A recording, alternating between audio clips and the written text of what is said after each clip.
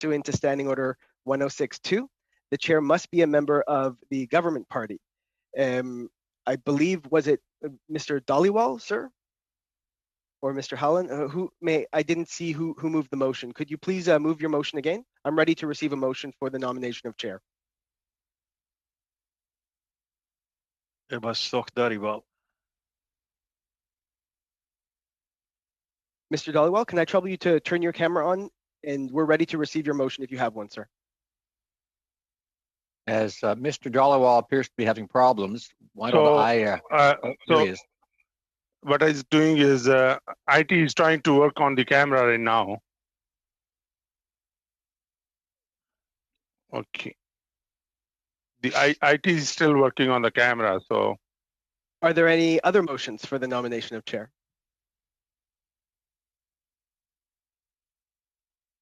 No.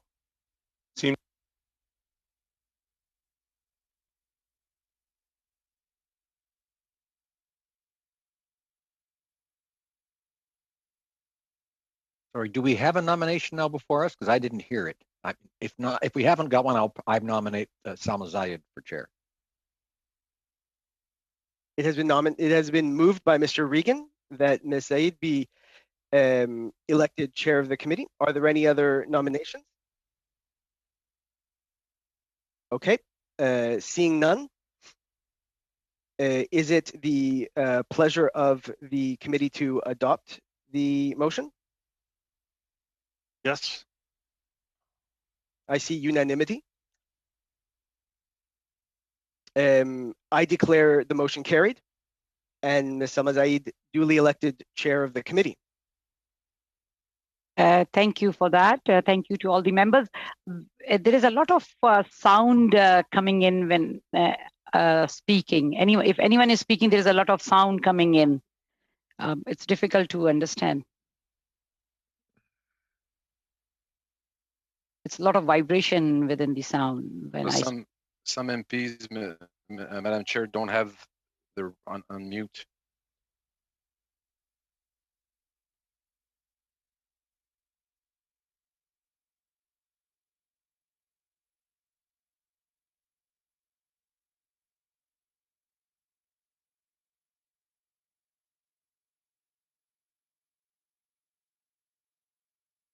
So it seems we're having some technical difficulty. I also hear feedback on my end. I'm just going to check with the technical chat and follow up with the committee in just 10 seconds. Bear with me for just a moment, please. Yeah. Thank you so much.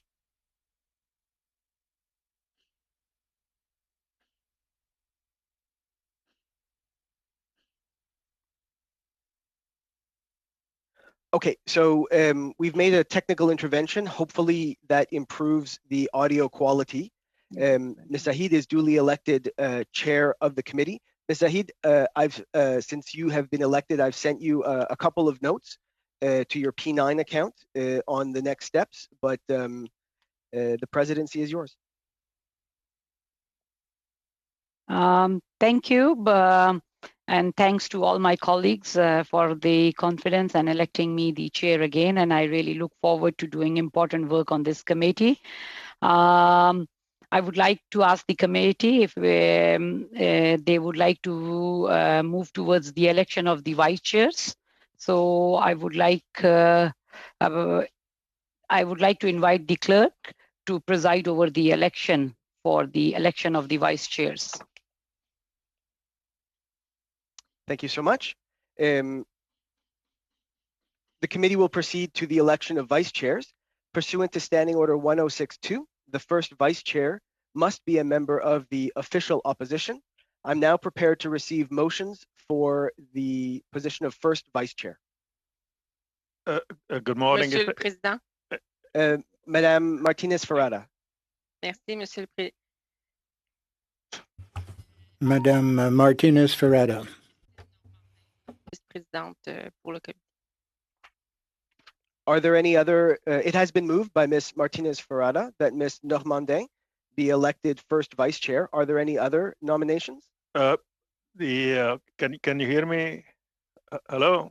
I hear an intervention. Is that Mr. Soroya?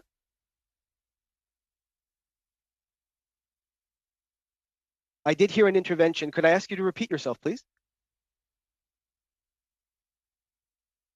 Okay. Are there any other nominations for the position of vice chair? Okay. Hearing none, is it the pleasure of the committee to adopt the motion? Monsieur le Président, Sorry, ce que je comprends, Mr. c'est que Clerk, I le believe MP Soroya is trying to speak, but his Point audio of is order. not coming through. Mr. Clerk.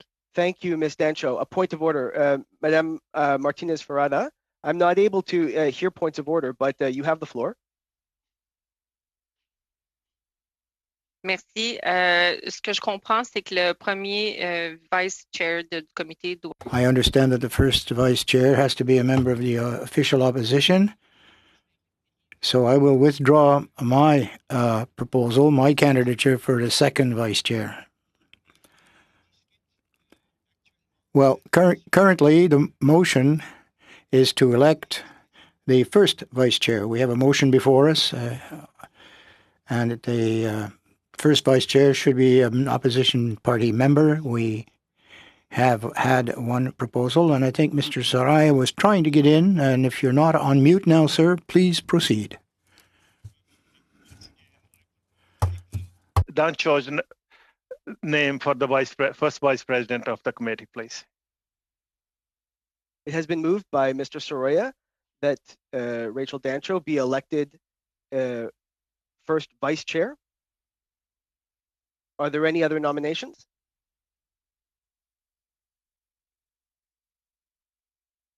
Hearing none, as more than one candidate has been nominated, pursuant to the order adopted by the House on Wednesday, September 23, any motion received after the initial Sorry, vote but, shall be I'm sorry, but taken only as one, a notice of one motion. candidate was validly nominated. Only I'm one sorry. candidate was validly nominated because it has to be someone from the Conservative Party. Only one Conservative was nominated. That's Ms. Dancho. Oh, I beg your pardon, of course. Members of the committee, I must apologize.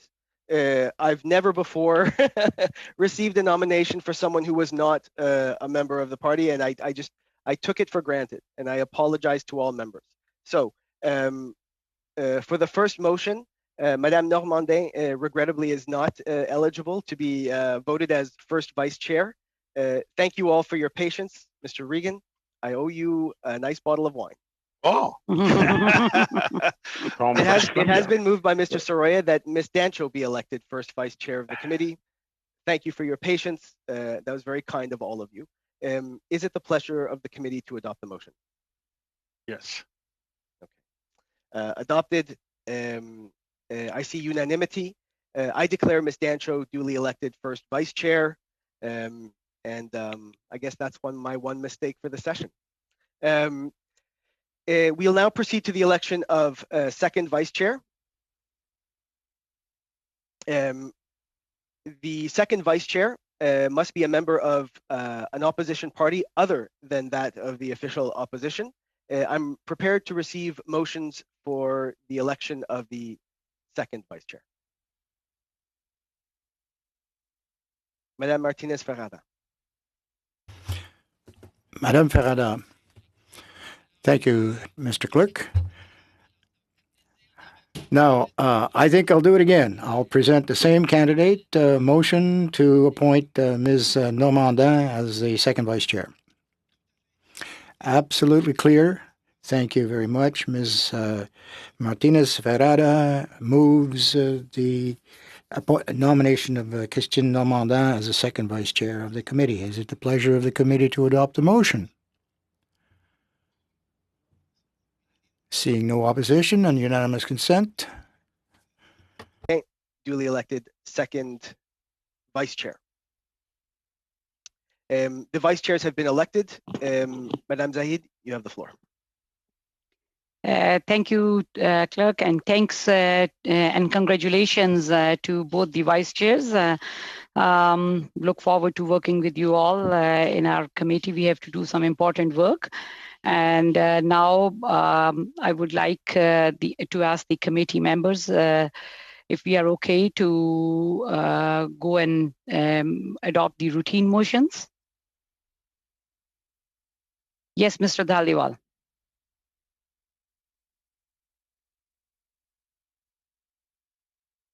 You are on the mute, Mr. Dhaliwal. We go. Madam Chair, I would like to bring in the routine motions. The motions are basically the same that were adopted in February the 18th. So first off, you want me to read one by one? Yeah, if you can read one by one, and then we will vote on it. Sure. Okay.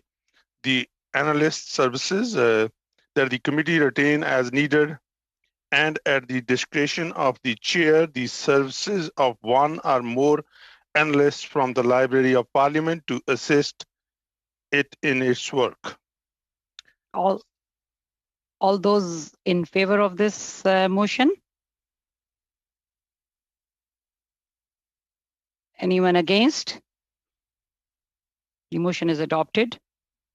The next one, Subcommittee on Agenda and Procedure, that the subcommittees on agenda and procedure be established and be composed of 5 members, the chair, 1 member from each party, and that the subcommittee work in a spirit of collaboration.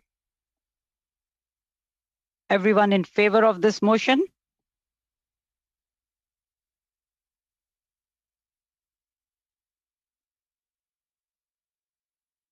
Sorry, Madam Chair.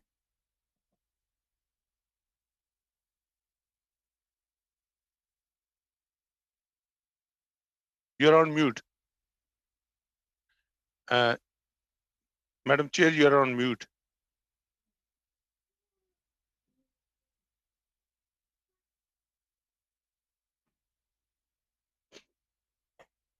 Mr. Dhaliwal. Yeah, I think Ms. Kwan wanted to say something, Madam Chair. Ms. Kwan. Thank you very much, Madam Chair. I'm just wondering, with this motion, I think committee members also would have received from their own party whip the latest round of motions from Prague that's being proposed for all the committees. So I just wonder if I can get a comment from the clerk or from Mr. Dhaliwal on all the motions that he's proceeding with. Are they aligned with what's being proposed from Prague with the latest round? Thank you, Ms. Kwan. Thank you, Ms. Kwan. Mr. Dhaliwal will read one by one, and if there is anything, then we can debate on it. So I think he can continue.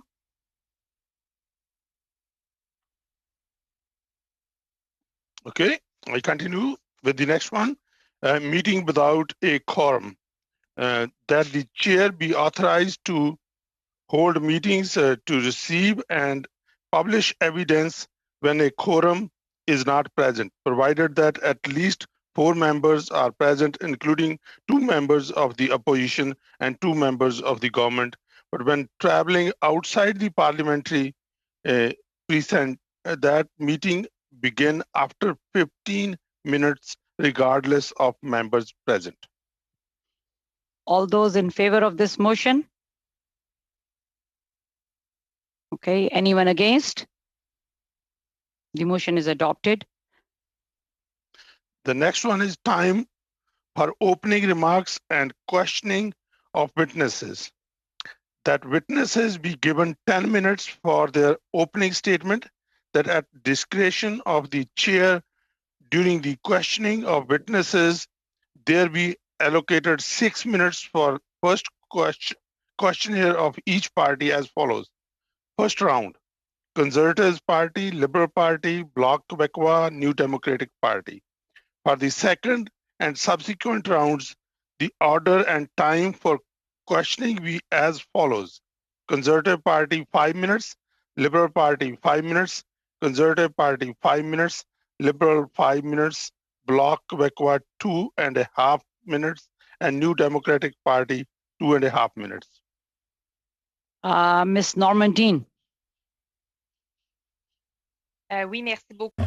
Yes, thank you very much. I think I've received these routine motions, and the first difference I see is that we were talking about 5 minutes for the first round, and for the second round, it was 5 minutes, 5 minutes, 5 minutes for the three primary opposition parties, Bloc Québécois 2 minutes and a half, and New Democratic Party 2 minutes and a half. An amendment to the motion which Mr. Dhaliwal has read. Avec plaisir, je Yes, pourrais can vous you? With pleasure, I'd like to reread, if you will, the motion as I would like to see it. Alors, Yes, please go ahead. That witnesses be given 5 minutes. Well, the witness is given 10 minutes for their opening statement. That the discretion of the chair, there will be allocated, and at the discretion of the chair, during and questioning of the witnesses, be allocated 6 minutes for each of the parties. First round, Conservative Party, followed by Liberal, Bloc Québécois, New Democratic Party. First round. For the second and subsequent rounds, the order and time for questioning be as follows. Conservative Party 5 minutes, Liberal Party 5 minutes, 2.5 minutes for the Bloc Québécois, and 2 minutes, 2.5 minutes for the New Democratic Party, and then 5 minutes for the Conservatives, 5 minutes for the Liberals.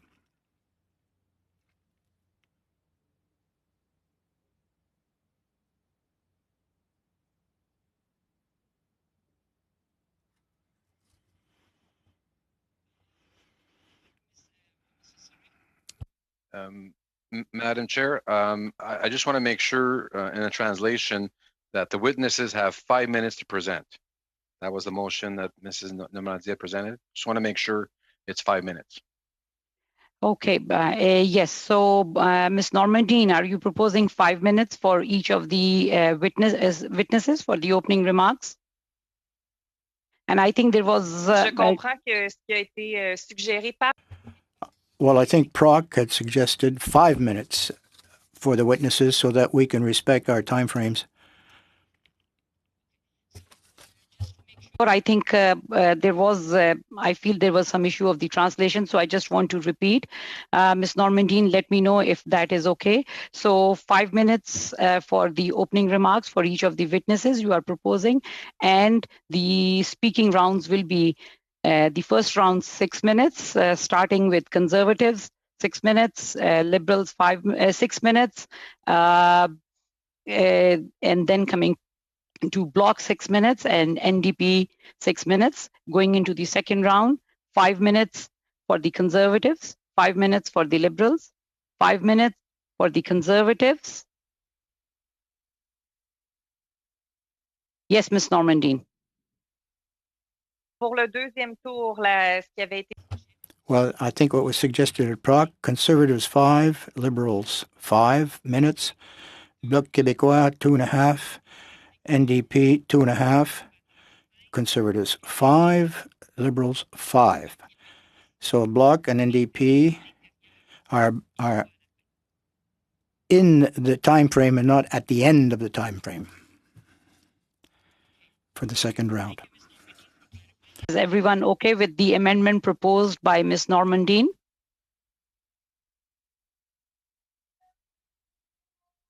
Okay, all those in... Yes, Mr. Ellison. I'm sorry, I apologize profusely for not having a headset. But is there any reason why all the members would get a chance to talk one time before opposition parties got a chance to talk twice? Every member should have the right, and I go to Mr. Regan to ask his thoughts of that.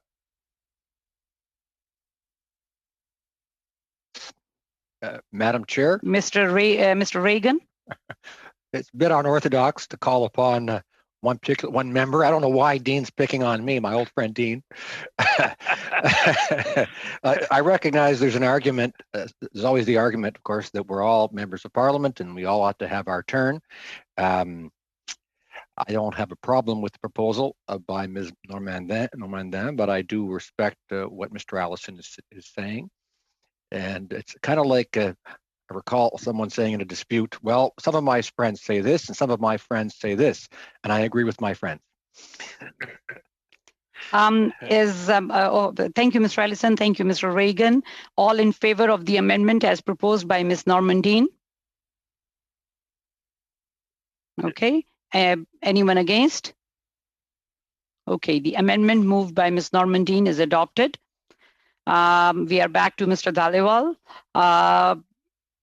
The next one is document distribution, that the clerk of the committee be authorized to distribute documents to members of the committee only when the documents are available in both official languages, and that witnesses be advised accordingly.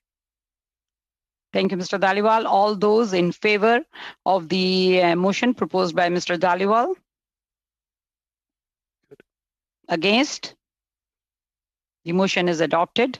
Next one, working meals, that the clerk of the committee be authorized to make the necessary arrangements to provide working meals for committee and its subcommittees. Thank you, Mr. Dhaliwal. All those in favor of this motion? Anyone against? Ms. Normandin. Madam Chair, I think there was an addition done by proc on condition that the members have confirmed their physical presence. We don't want to buy meals for people who are only going to be there virtually. So I'd like to add that caveat. So you are proposing an amendment to the motion proposed by Mr. Dhaliwal. All those in favor of the amendment proposed by Ms. Normandin? Adopted. Next one, travel, accommodation, and living expenses of witnesses. That if requested, reasonable travel, accommodation, and living expenses be reimbursed to witnesses not exceeding 2 representatives per organization, provided that in exceptional circumstances, payment for more representatives be made at the discretion of the chair. All those in favor of the motion proposed by Mr. Dhaliwal?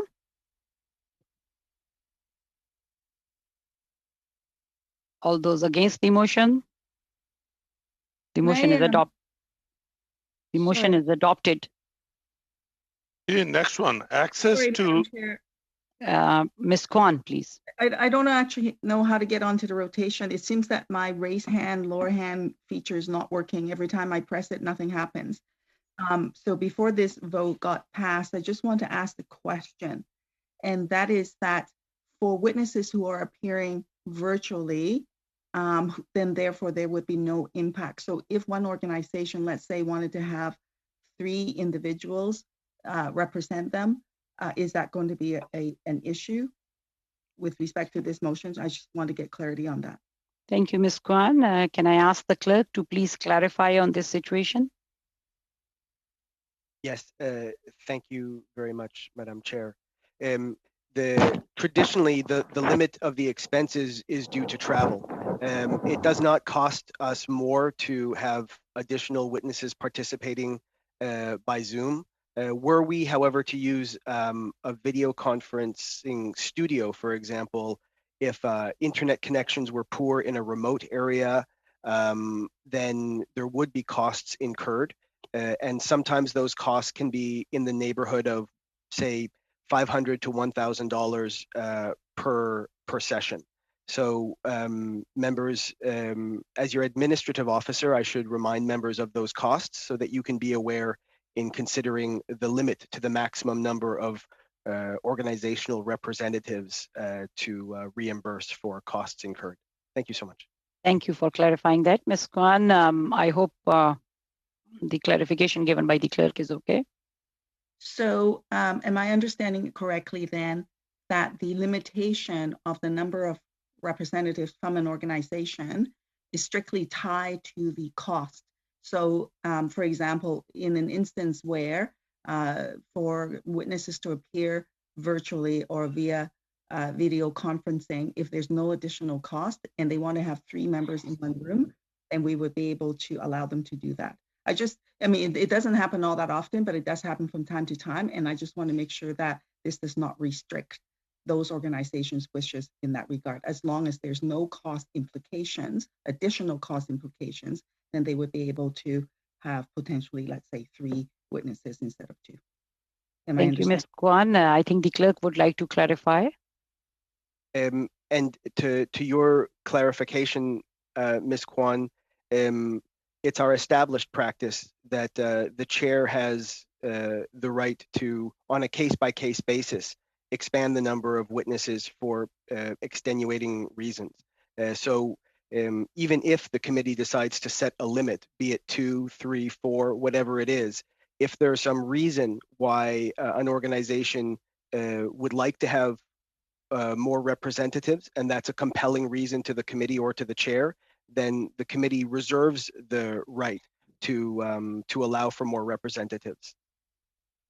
Thank you. Despite the cost. Thanks for your clarification. So, Mr. Dhaliwal, can we please move forward? Thank you, Madam Chair. Access to in-camera meetings, that unless otherwise ordered, each committee member be allowed to have 1 staff member at an in-camera meeting, and that 1 additional person from each House officer's office be allowed to be present. All those in favor of this motion? Yes, Ms. Normandine. I would like to add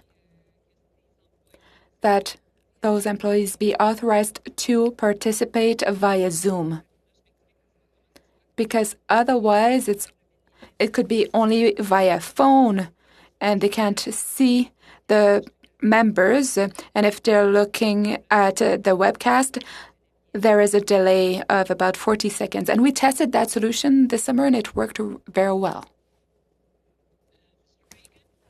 You were saying something? Madam Chair, I was voting. I should switch to English. I'm sorry, Madam Chair. I thought I was voting in favor. Okay. But I'm going to say something in French. Do we need to specify that assistants, when they are on Zoom, that they should not turn on their camera? That's what I wanted to point out. I have the impression that Ms. Normandin will agree with this amendment.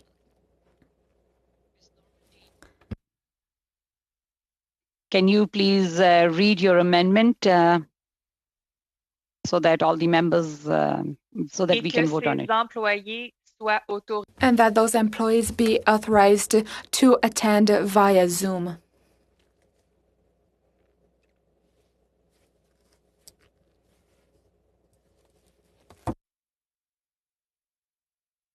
Mr. Mr.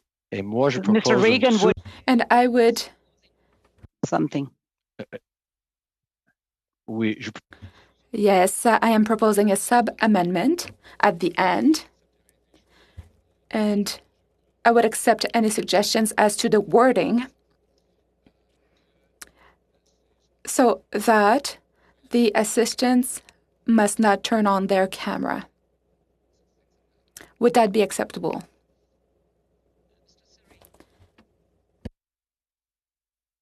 Mr. Sir, you wanted to say something? Merci, Madame la Présidente. Thank you, Madam Chair. If I understand correctly, and perhaps the clerk could clarify that, the employees are participating within our session through phone lines. MPs are the only ones calling in through Zoom with the video, but employees are using a telephone line to join Zoom. I just wanted to clarify that with the clerk, that these are the procedures.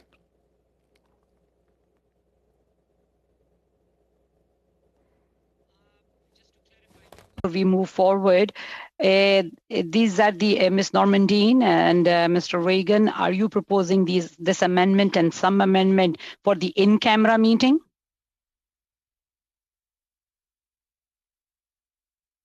Oh, I suppose so.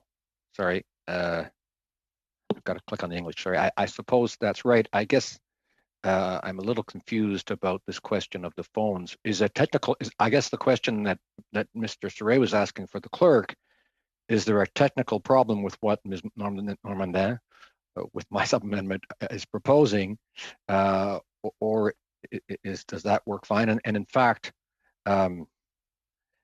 I suppose if we're not in camera, perhaps it's not necessary. Is that the case?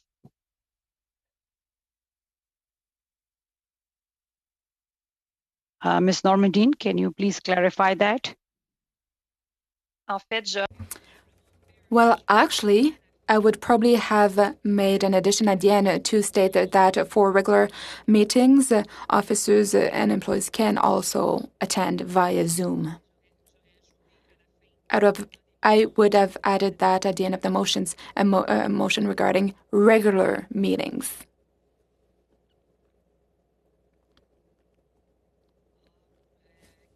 Ms. Martinez-Farada?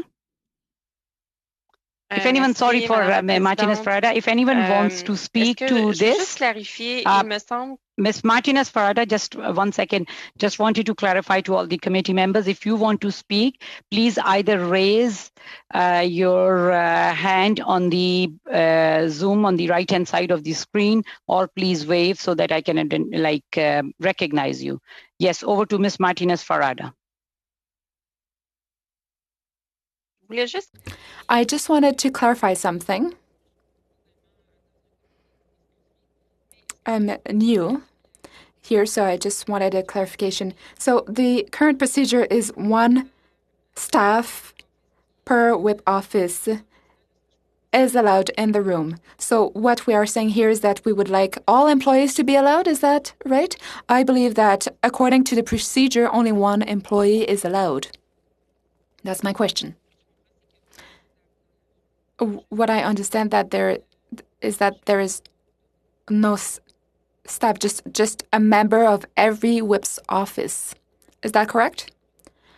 Mark, we can't hear you. You're on mute. To clarify, I think he would like to clarify something. Yes, please. Thank you so much, Madam Chair. Si je peux m'exprimer. If I could speak in English. The practice of committees was to follow 2 different procedures during public meetings and in-camera meetings.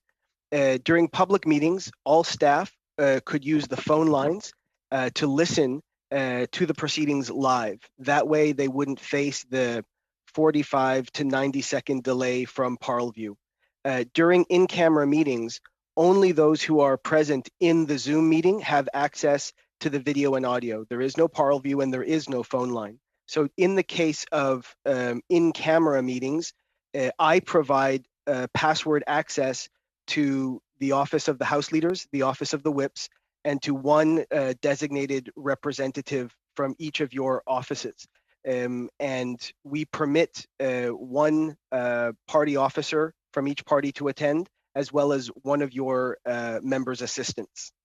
That's the practice that we've established over the summer. And if members wish to cement that in a routine motion or to deviate from that for any reason, then it would take a motion of the committee for that. But otherwise, if the members adopt the routine motion as it was drafted in the last session, then we would continue the practice of letting certain assistants attend the Zoom meeting during in-camera meetings only. Otherwise, they would need to call into the phone line. Ms. Normandine, is everyone okay with the clarification provided to the clerk by the clerk?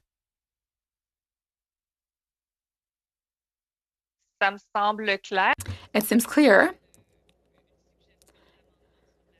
But it seems that there's already a suggestion, an amendment about what was being done in the summer. So perhaps we should adopt that motion that is being proposed. Being proposed by Ms. Normandine. Ms. Martinez Farada would like to speak to it. Madame la Présidente, Madam Chair, what I understand is that no changes have been made in any other committees. No such change has been made. So I would ask Ms. Normandin to perhaps withdraw that motion and perhaps intervene at a different moment if we were to make that change. Okay, that is fine by me. I suggested that we would add this motion just because we discussed that with the whip's offices, that employees may participate by Zoom. But if that is in line with what was being done in the summer in an unofficial manner, then okay, I can withdraw my proposal. I just wanted to make sure that employees continue to be able to attend via Zoom. That's all. Normandine, so she's withdrawing the amendment proposed by her. All those in favor that Ms. Normandine withdraws her amendment? Yes. So okay. Yes, Mr. Dhaliwal. The next one, so did you take a vote on the original motion? Yes. So can you please repeat it so that we can vote on that? That unless otherwise ordered, each committee member be allowed to have one staff member at an in-camera meeting, that one additional person from each house officer's office to be allowed to be present. All those in favor of the motion? All those Madam against? Chair?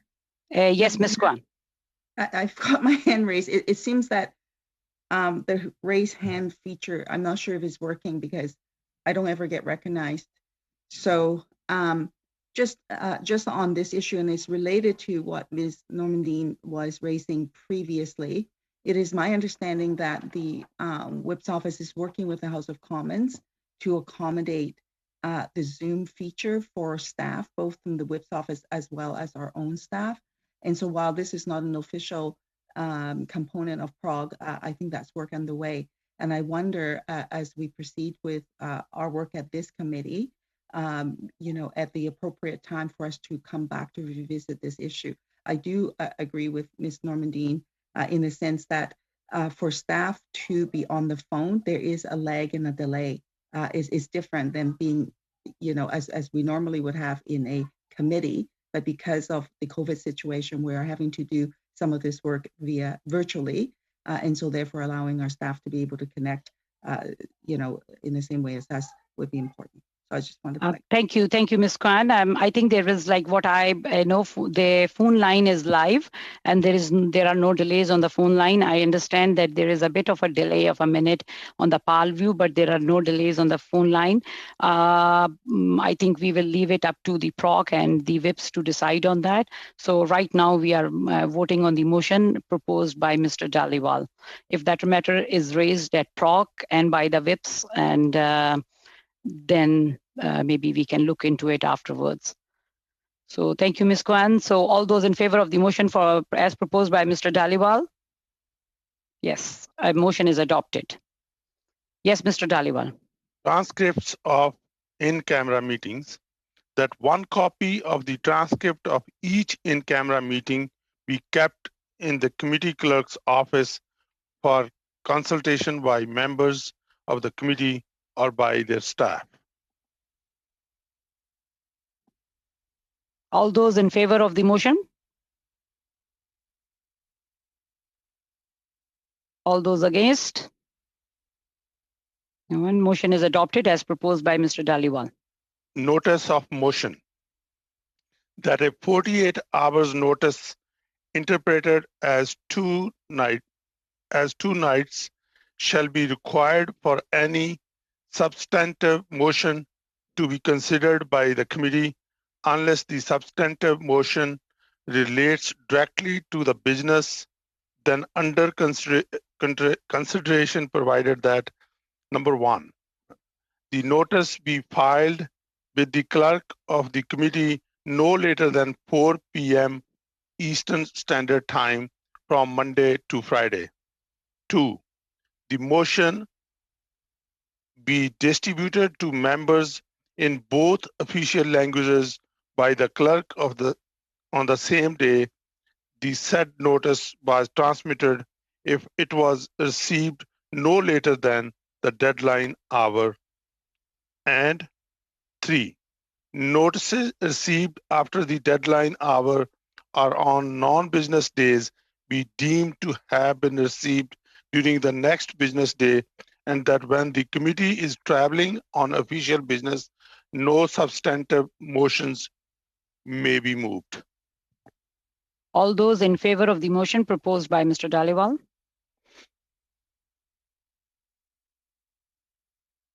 Please raise your hands if you are in favor of the motion. All those against the motion? Seeing none, the motion is adopted. Orders of reference from the House respecting bills.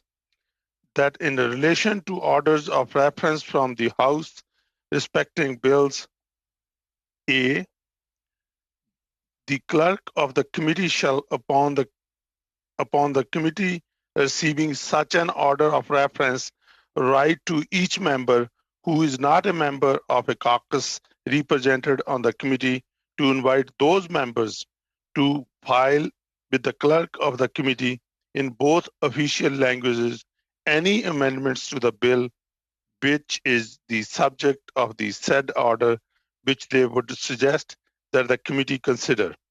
B. Suggested amendments filed pursuant to paragraph A at least 48 hours prior to the start of clause-by-clause consideration of the bill to which the amendments relate shall be deemed to be proposed during the said consideration, provided that the committee may by motion vary this deadline in respect of a given bill. And paragraph C, during the clause-by-clause consideration of a bill, the chair shall allow a member who filed suggested amendments pursuant to paragraph A an opportunity to make brief representations in support of them. All those in favor of the motion? Just a reminder to all the members, when we are voting, please raise your hand so I can see it, so I know whether you are in favor or against. So all those in favor of the motion as proposed by Mr. Dhaliwal? Anyone against the motion? Seeing none, the motion is adopted. In camera meetings, that the committee may meet in camera only for the following purposes. Paragraph A, to consider a draft report. B, to attend briefings concerning national security. C, to consider lists of witnesses. D, for any other reason with the unanimous consent of the committee, that all votes taken in camera, with exception of votes regarding the consideration of draft reports, be recorded in the minutes of proceedings, including how each member voted when recorded votes are requested. That any motion to sit in camera is debatable and amendable. All those in favor of the motion? Anyone against the motion? The motion is adopted. That's it, Madam Chair. Thank you, Mr. Dhaliwal. So we have adopted the routine motions. Yes, Ms. Martinez-Farada. I will keep a speaking list. So Ms. Martinez-Farada, Mr. Saray, and then Ms.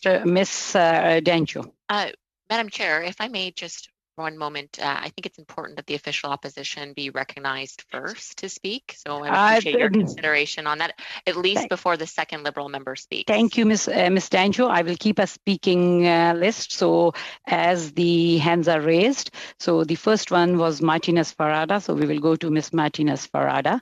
And I'm having a complete list. So please, if you want to speak, raise your hand. You are on the speaking list. Thank you.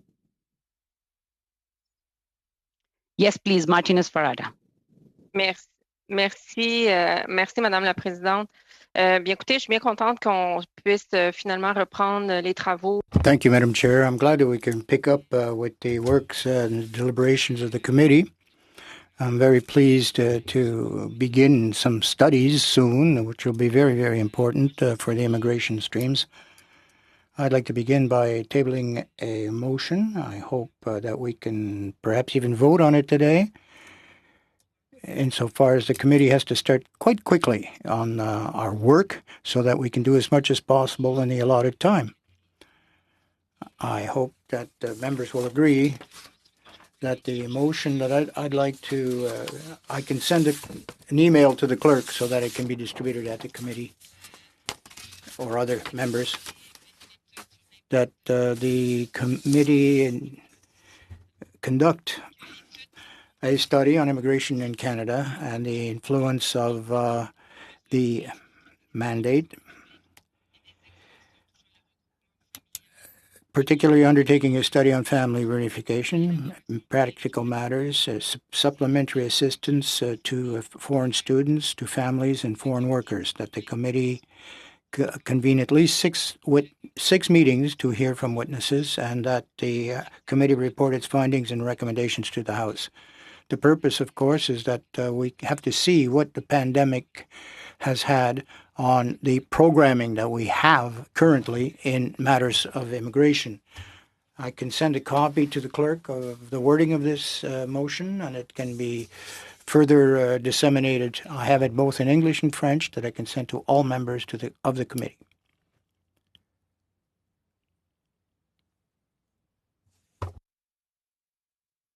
Thank you, Ms. Normandine. So can I just check with the clerk? So in just a bit of a clarification on this, would you distribute this motion to all the members? Yes. Our office will contact the office of Ms. Martinez-Ferrada and request the text of the motion. However, when the committee is considering committee business, members may move motions to propose studies without notice.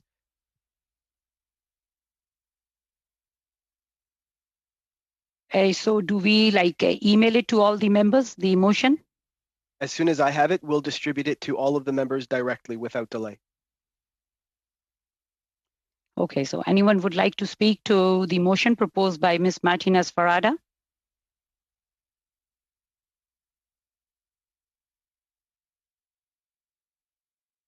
Si vous me permettez, Madame Ms. Normandine?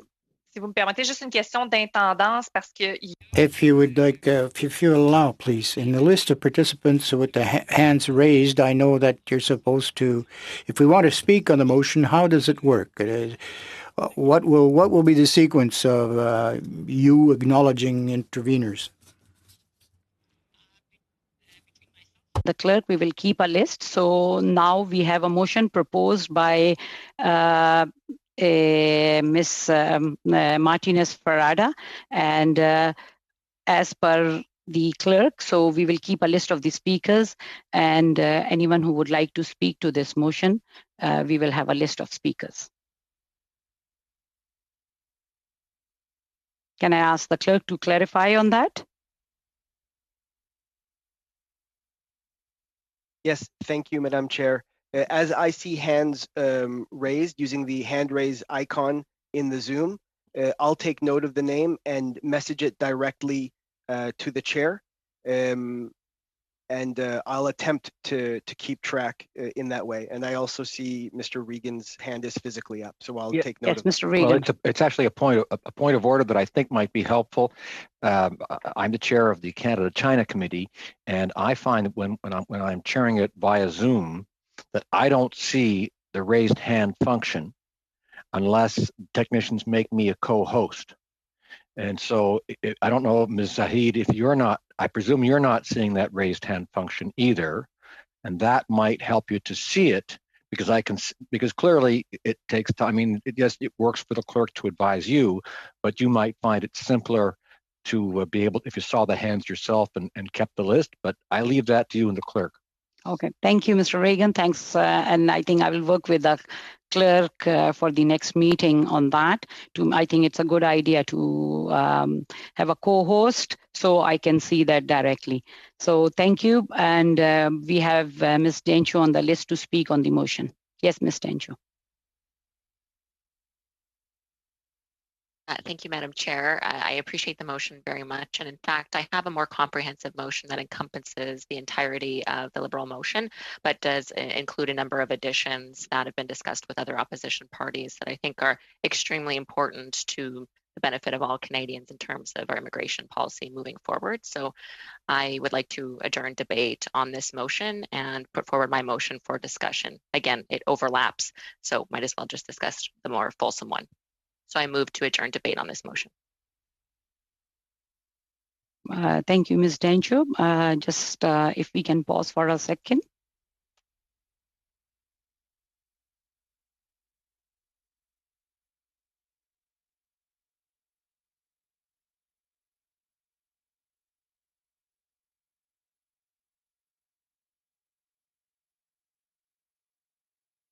Point d'ordre, Madame la Présidente. Point of order, Madam Chair. Point of order, Madam Chair.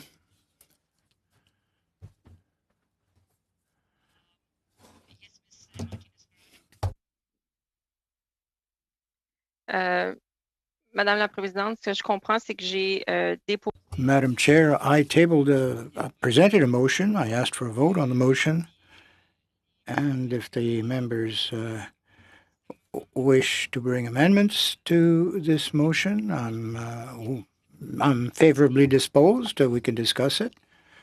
I think we all agree, in fact, that we need to discuss the impact on immigration, and it's up to the members to discuss among themselves. But it would be nice to have a unanimous agreement on a motion, which I think is already quite held in common, on immigration. I think we'll find a consensus in very little time, which will satisfy all members. But we are seized of a motion which I presented, and I would like to see it voted on.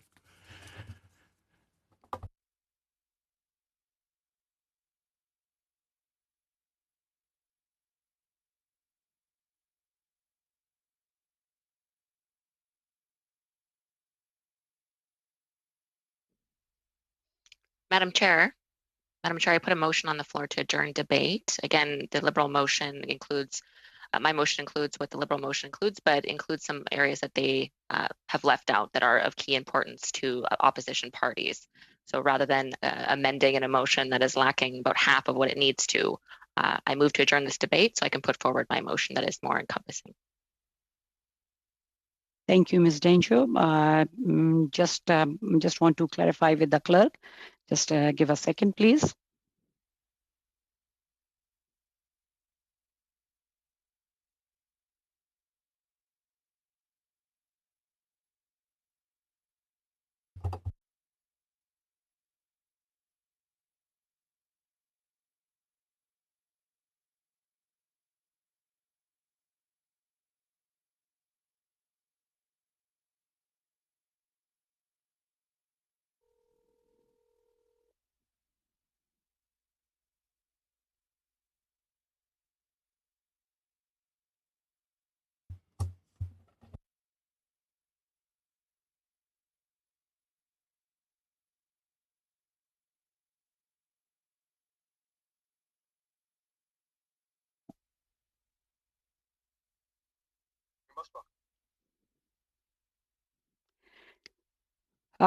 Thank you, and sorry for the delay. Just wanted to clarify with the clerk about the technical thing on this. So the motion has been proposed by Ms. Dencho is to adjourn the debate. So we will have a recorded vote on that, and the clerk will do a recorded vote on the motion proposed by Ms. Dencho to adjourn the debate. Yes, please. Question is on the motion that the debate be adjourned. Mr. Dhaliwal. Yes. Mr. Dillon. Ms. Dillon, I beg your pardon. Ms. Dillon, you're on mute? Yes. I vote no. Ms. Can you Dillon hear me? Ms. Dillon votes nay. Ms. Martinez Ferrada. Je vote non.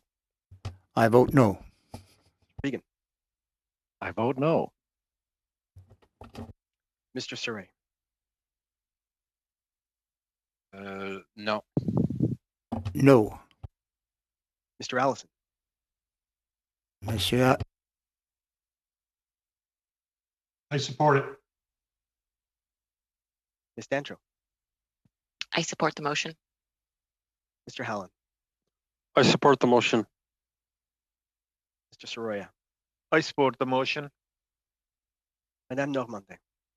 Je vote en faveur de la motion. I also am in favor of this motion. I support the motion.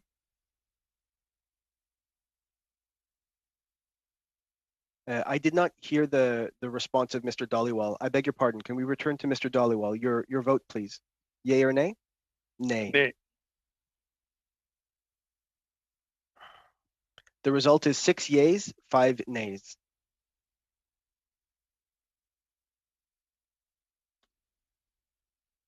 The motion is adopted. Ms. Dancho. Thank you, Madam Chair. I wish to move a motion. And again, just this motion is considering the overturn of the entire immigration system in the world and how many human lives are impacted by that, both at home and family abroad. So in that context, that pursuant to the Standing Order of 108, Section 2, the Standing Committee on Citizenship and Immigration commenced a study on examining the impact of the ongoing COVID-19 pandemic on Canada's immigration system, and that this study evaluate, review, and examine all issues relevant to this situation, including the following. 1, application backlogs and processing time for the different streams of family reunification and the barriers preventing the timely reunification of loved ones, such as the denials of temporary resident visas because of Section 179B of the Immigration Refugee Protection Regulations and the ongoing closures of visa application centers. 2, examine the government's decision to reintroduce a lottery system for the reunification of parents and grandparents to compare to its previous iterations of application processes for this stream of family reunification, including a look at processing times and the criteria required for successful sponsorship. 3, temporary resident visa processing authorization to travel to Canada by individuals with an expired confirmation of permanent residency. Point of order. Just 1 second, Mr. Dancho, but point of order. Mr. Reagan, please. I understand it's challenging for interpreters, so I would simply ask that Ms. Dancho slow down. Slow down. Okay, thank you. Dancho, if you can, Reagan. Appreciate that. Ms. Dancho, if you can speak a bit slow so that it's easier for the and the clerk interpreter. does have a copy of this, so he can distribute it immediately. Okay. I will go slower. Thank you, MP Regan. Use of expired security and background checks for permanent immigration. 4, to expedite and facilitate the issuing of visas and study permits for international students, that this study pay particular attention to the difficulties encountered by certain groups of international students, such as students from Francophone Africa, and to the usual administrative delays and additional delays caused by the COVID-19 pandemic. 5, Refugees Resettlement Program, meeting the Government of Canada's international commitments to settle convention refugees in Canada, work of Canadian civil society groups to bring privately sponsored refugees to Canada. 6, severe and long-term economic impact of reduced immigration to Canada in 2020 to 2023. 7, administrative costs and delays related to labor market impact assessments, applications under the Temporary Foreign Worker Program, and consideration of possible solutions, including granting open work permits on a sector-by-sector basis to facilitate labor mobility, and that LMIAs be biennial, and that the duration of work permits be extended, that 3-year work permits be extended annually. 8, technology capability of the Department of Immigration, Refugees and Citizenship Canada. Sorry for interrupting, Ms. Dancho. Can you go a bit slow so that it's easier for the interpreters? Okay. And Refugee Board of Canada and Passport Canada to work remotely or virtually, meet service standards, and enforce applicable laws. 9, that all testimonies received during a study pursuant to this motion be deemed included in further studies. 10, the 2 pilot projects for caregivers introduced as of June 18th, 2019, 1 home child care provider pilot and 2 home support worker pilot, that the study examines the criteria and its effects on the caregivers who are trying to qualify under these programs toward the path of permanent status, and that the committee report its findings to the House, and that pursuant to Standing Order 109, that the government table a comprehensive response thereto. And 11, finally, that this study begin no later than October 27th, 2020, that the committee table its findings in the House upon completion, that pursuant to Standing Order 109, the government table a comprehensive response thereto. Thank you, Ms. Dancho. We have Mr. Saray on the list. I have a speaking list, so Mr. Saray. Merci. Merci, Madame. Thank you, Madam Chair. And thanks to Ms. Dancho for her motion. There's a heck of a lot of information there. I missed some parts of it. Would it be possible to get that motion to the clerk and that we have an opportunity to look at it physically in writing, if at all possible, before discussing or voting on it? Because I want to make sure I have an accurate version in either official language. So perhaps the motion might be submitted to a subcommittee or to the clerk, but I'd really like to see this motion before saying anything about it. We have a speaking list, so I just want to reiterate that the clerk does have the motion as of early this morning, so he can email it. Yes, thank you, Ms. Dancho. So we have a speaking list, so we will go by that. But I think the members have not been provided with the copy of the motion. We have next Ms. Normandine on the list. Ms. Normandine, and then we have Ms. Kwan. En fait, j'avais élevé. Yes, I'd raised my hand for on another issue. I would like to table my motions. I'd just like to table them, but I'll take this opportunity to discuss the motion with which we are seized. May I continue? Thank you. The motion, it does repeat quite a few issues that have been stated in other motions, material that should be the object of our studies. We're bringing in witnesses on some of these issues, and we want to make sure that all this testimony will eventually be accessible as input for further studies. I have a few concerns. I wonder how we will prioritize the study of these almost dozen points. Where will we begin?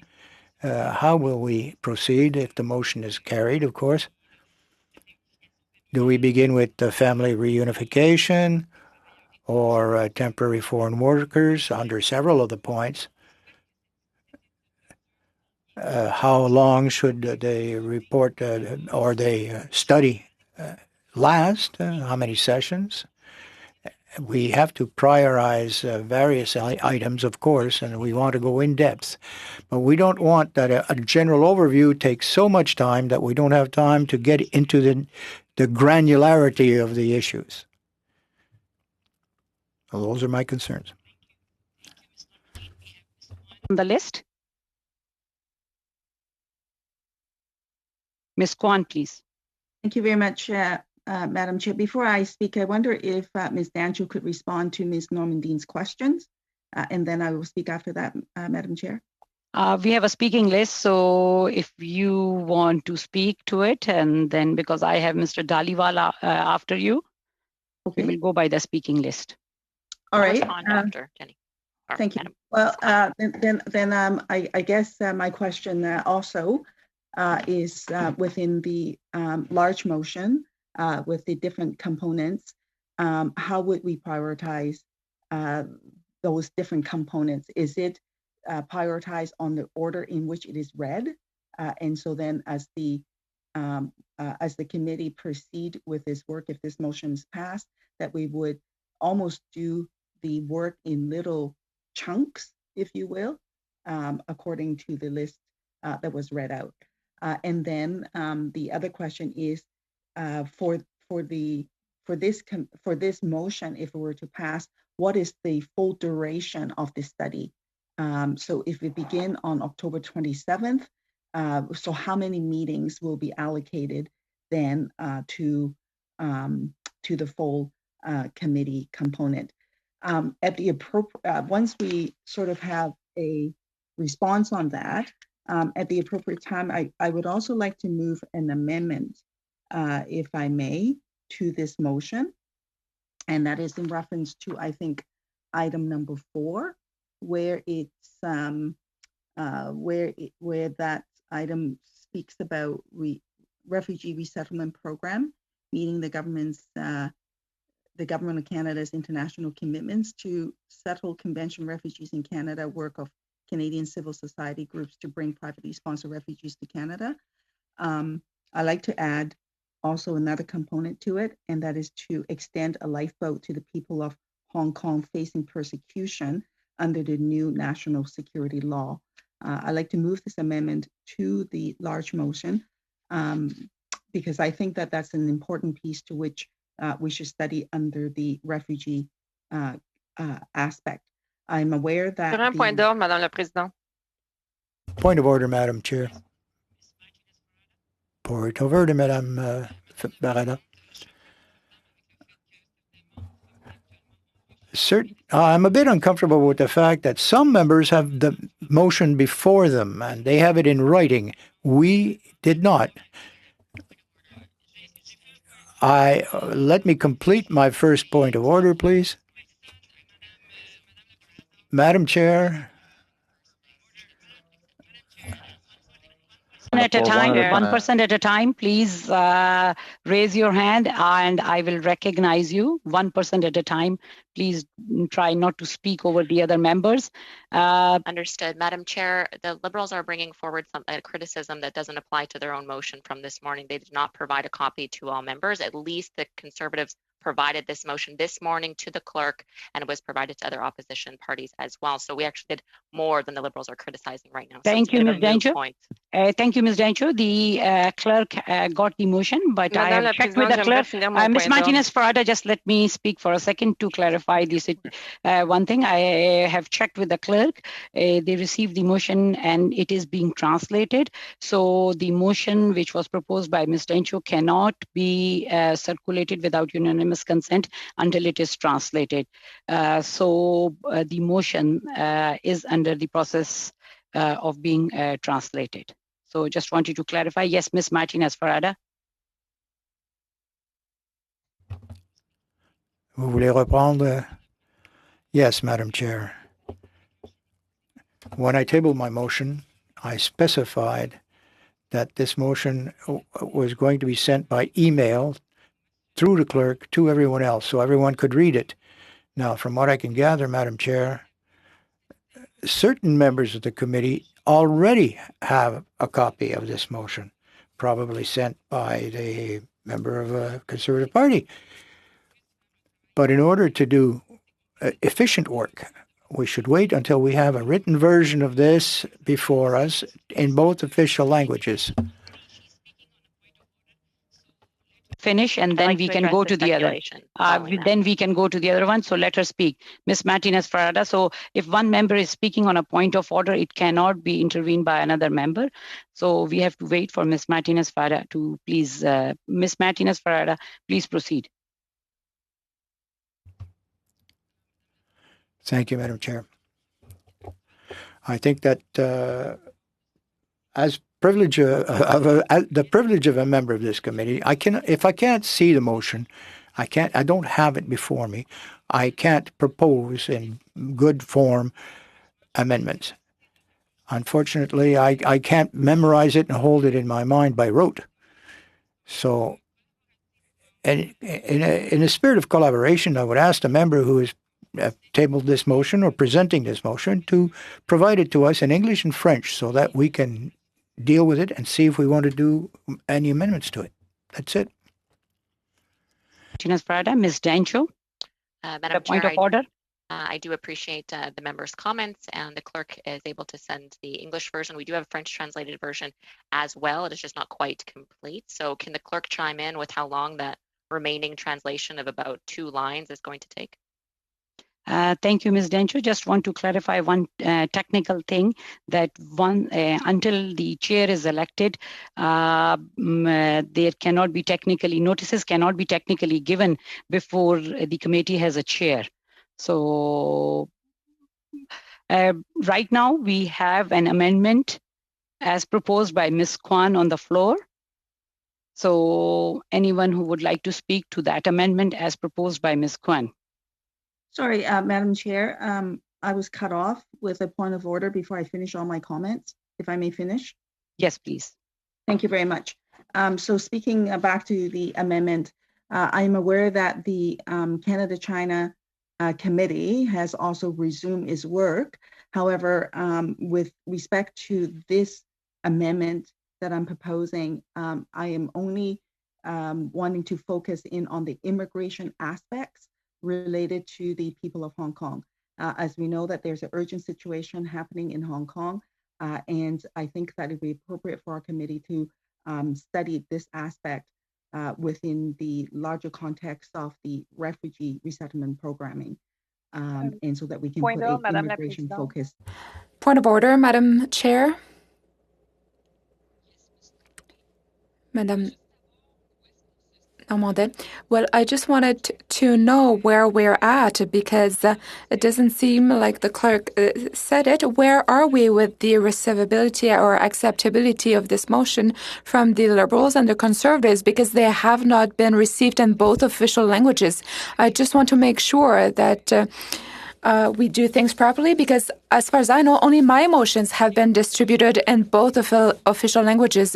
I would like the same rules to apply to all parties. There are two motions that have been distributed in one language. I would like for all the motions to be accepted or all rejected. I just would like to know where we stand on this issue.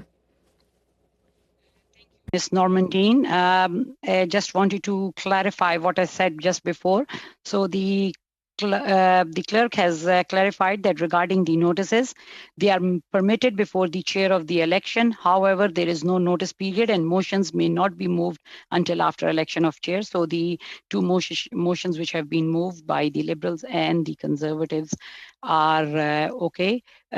So I would just request the clerk to comment on this, please. Over to the clerk. If you can please clarify that. I hope to. Members may place motions on notice and until the election of the chair, there is no notice period because that's a routine motion that the committee adopts for itself. However, it is also the practice, and the committee has adopted a routine motion that provided that it relates to the debate ongoing, members may move motions without notice. Presently, the committee is considering committee business, and so motions to propose studies for future business are in order, even if they are moved without notice. It is understandable that members would want to have text of the motions. Our practice is also to distribute them only when they're available in both official languages. And I recall Ms. Dancho's question inquiring how long it would take for the interpretation. I don't know precisely, but we've made the request, and our intention, our plan, and our instruction is to distribute them to all members as soon as they're available in both official languages. I don't encourage it, but if the committee agreed by unanimous consent to distribute a document in one official language, then I would be compelled to do so, but it would take the unanimous consent of the entire committee to do something like that. I hope that clarifies the situation. We have Mr. Dhaliwal on the list. Mr. Dhaliwal and then Ms. Normandin. Thank you, Madam Chair. Madam Chair, I more agree with the Deputy Normandin and Madam Kwan. When Kwan is talking about the Hong Kong part of the thing, but when it comes to MP Dancho's motion, it's wide open. Like when we see this, it's studying almost everything that this department has ever done and probably will be ever doing. So there's no focus. Point of order, Madam Chair, point of order. The member is making generalizations about my statement, and I just want to be clear that the 10 clauses in here are the ones that are supremely affected by the pandemic, and it is the duty of the committee and the Department of Immigration to cooperate and study these matters that affect human lives. Thank you, Mr. Dhaliwal. Madam Chair, I fully support when it comes to saving lives. Canadians be healthy. That's no issue. There's no ever issue on that. But I mean, her motion is so wide open, like, studying almost, as I said, everything that this department, IRCC, have ever done and will ever do. I think we should have motions that are focused and time sensitive, like how much time. Number one, this motion, this is the time we're going to spend on this study. So that's the way I would like to see. Thank you, Daliwal. We have so just want to let all the members know that right now we have an amendment which has been proposed by Ms. Kwan. So please, we can only speak on that amendment. We have Ms. Normandine on the list. Merci beaucoup. Thank you, Madam Chair. Without addressing the substance of these motions, there is something that is of concern to me. If I was not bilingual, I would have problems following the discussion now because we do not have the French version of this motion. So that is of concern to me. So this doesn't go to the substance of these motions. I do understand the motions, and I would be able to address the topic with what I've heard through the interpretation. However, if I were unilingual francophone, I would not be able to intervene as a parliamentarian. So I would like to ask the following question. If we do not receive the translations quickly, should we not perhaps put this subject aside, put these motions aside for now? I did have to address the issue of bilingualism here. There should not be imbalance here with regard to bilingualism. So I was wondering how long we will still have to wait to receive both versions of the motions. We could extend the duration of this sitting. That's not a problem, but I was wondering when we would receive the motions in the other language. Ms. Normandine, thank you, Ms. Normandine. Yes, Ms. Dancho? Thank you, Madam Chair. We have a speaking order, so please, Ms. Dancho, okay. We will come to you. We have a translated version that's available, so we'll be sending that around shortly. Yes, we have a speaking order, so please raise your hand and I will recognize you. We have Mr. Surrey on the list. Oui, merci. Thank you, Madam Chair. I just wanted to go back to what Ms. Normandin said and what Ms. Dancho said, and go back to this issue of priorities. It is quite important, but it's really hard to establish priorities with Mr. Dancho's priority motion and the amendment submitted by Ms. Kwan when we do not have the information in the other language. I know that the information has been sent in English, but I would suggest the following, as Ms. Normandin said it. I would propose that we should give ourselves the chance. There's no fire here, so there's no rush. Perhaps we should wait till the next meeting to really understand the motion and make sure that we all have the right information in front of our eyes. Yes, I do understand both languages, but I like to look at the French and look at the content of the motion. So, as Ms. Normandin said, could we perhaps adjourn the debate on this motion and make sure that we have translated motions to work with? I would not like to start our work at the committee with unilingual motions here. I think that this would create a dangerous precedent. So if we do not agree, then we would need to look at the details, and I believe that it is important to have the motion in French, and I am proposing to adjourn the debate in order for us, as Ms. Normandin said, to really understand the content in both English and French. There is a motion by Mr. Surrey are you moving this motion, Mr. Surrey, to suspend the debate? Madam Chair, we're still having to vote on MP Kwan's amendment. So I move to a vote on her amendment. Thank you, Ms. Dencho. We have an amendment on the floor by Ms. Kwan. So anyone would like to speak to that amendment which we have on the floor by Ms. Kwan?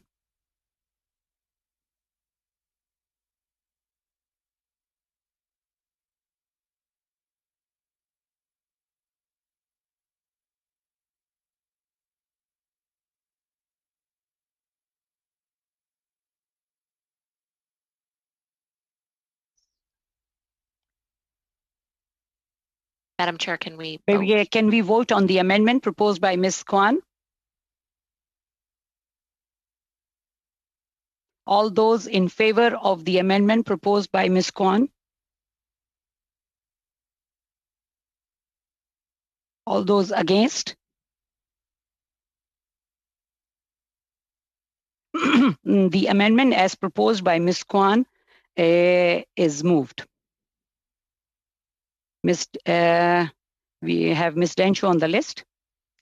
Madam Chair, just further to the study, I would point out that it actually has more specifics than the Liberal motion did when first proposed, that no member had aside from the Liberal members. So at the very least, we have distributed it in English to the opposition party members, as well as a recent French translation we just finished. It's not the official translation, but hopefully my Bloc colleague will appreciate our efforts to do that. I would also like to point out that we are operating in this Zoom virtual committee setting per the direction of the Liberal government, and should we have been in the same room as the normal circumstance, it would have been easier to distribute paper copies to everyone in advance and currently right now as we're getting the translation. So I'd appreciate if we can move forward, and I move to vote on my motion. Ms. Martinez Farada. Oui, Madame la Présidente. Madam Chair, once again, as I said earlier, I believe that the work of parliamentarians, of committee members, cannot be done in an efficient way if we do not have the motion in both official languages, if we do not have the ability to read them and propose amendments as we see fit with regard to the work that we have to do as parliamentarians. And so I would propose to adjourn the debate. Motion to vote on my motion. Point of order. Ms. Dencho, Ms. Dencho, just we have Ms. Normandine has proposed the motion to adjourn the debate. So all those in favor of the motion to adjourn the debate. Madam Chair, that's incorrect. MP Normandine did not move to adjourn debate. Effectivement, je n'ai rien officiellement proposé. Indeed, I have not proposed it. No, I did propose it, said Mr. Serret. Mr. Serret did not put forward a motion to adjourn. Just one second, Ms. Martinez Farada. Did you move the motion to adjourn the debate? Madam Chair, point of order. I put forward my motion to vote on my motion prior to Madam Soroya's motion. There's no such motion. There's no such thing as just hold on for a second. Let me just clarify with the clerk.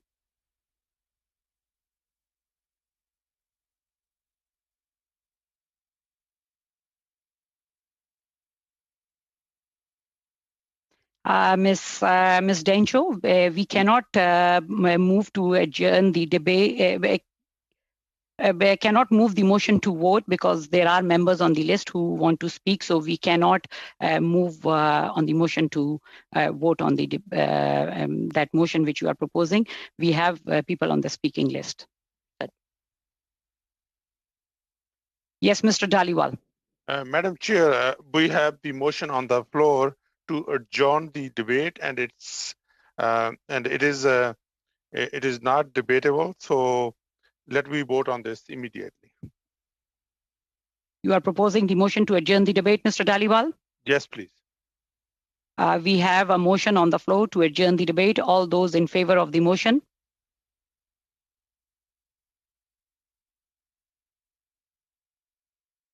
Anyone against? Can we have the recorded vote on that, please? Clerk? The question is on the motion by Mr. Dhaliwal to adjourn the debate. Mr. Dhaliwal, Yes. Ms. Dillon, Yes. Madame Martinez Ferrada. Oui. Oui. Yes. Yes. Monsieur Serret. Oui. Yes. Mr. Allison. No chance. I'm having too much fun. Ms. Dancho. No. Mr. Hallen. No. Mr. Soroya. No. Madame Normandin. Non. Ms. Kwan. No. The result is 6 nays and 5 yeas.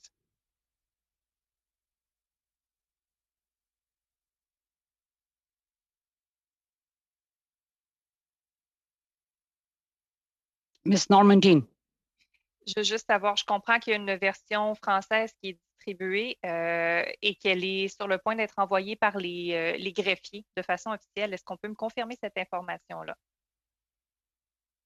I'm told that the copy has been sent to the clerk, and could you confirm that it has been received?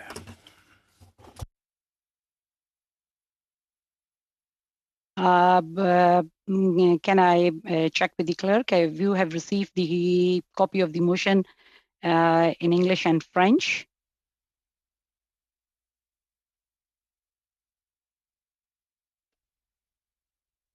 I'm checking just now. One moment, please.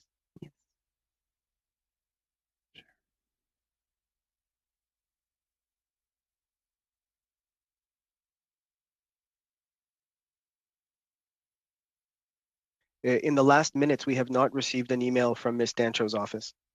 Mr. Clerk, I apologize, but I'm looking at the email that we sent you right now, and it was a number of minutes ago. So would you mind checking again? Yes, of course. Thank you. It was at 11:23, 10 minutes ago. And there's an English and French version there. My staff are doing their best to use their French skills.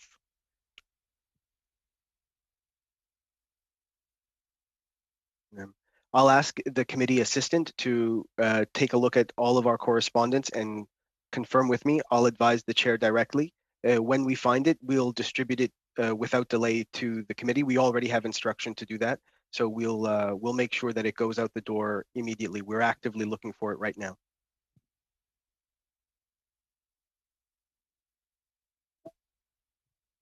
Ms. Normandin? Si j'ai voté non sur la motion, c'est que je ne voulais pas ajourner abruptement. I voted no on the motion, so I didn't want to abruptly adjourn if we have it. Perhaps we could suspend for a few moments until we receive the said motion. May we have Ms. Normandin's motion to suspend the meeting for a few minutes?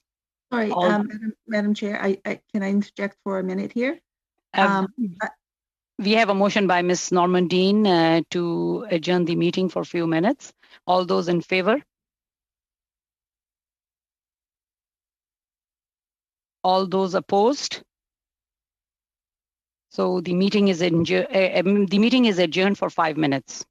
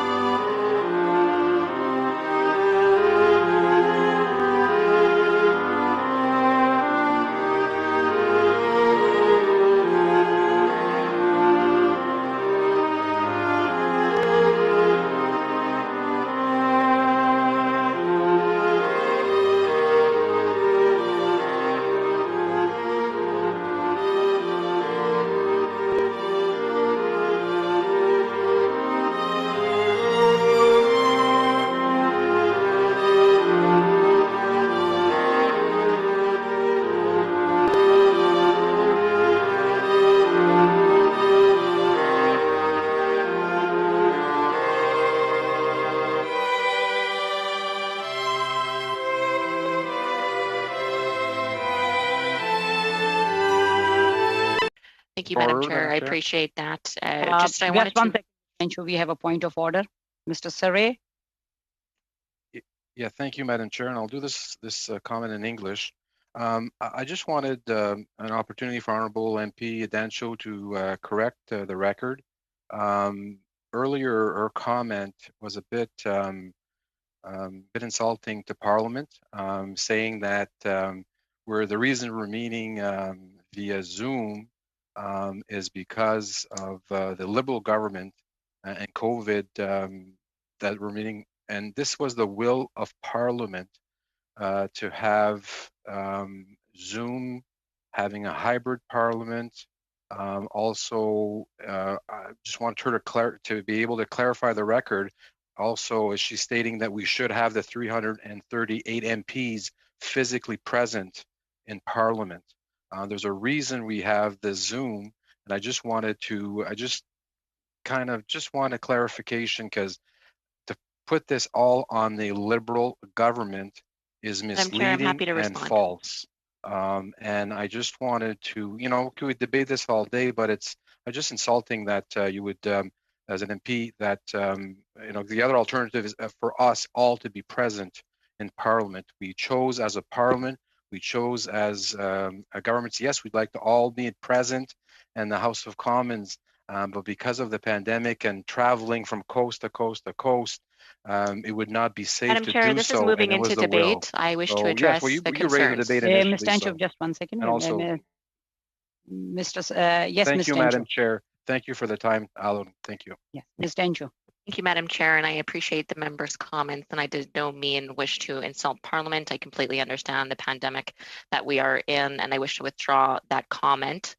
The second thing I'd like to talk about is the prioritization brought forward by Madam Normandin.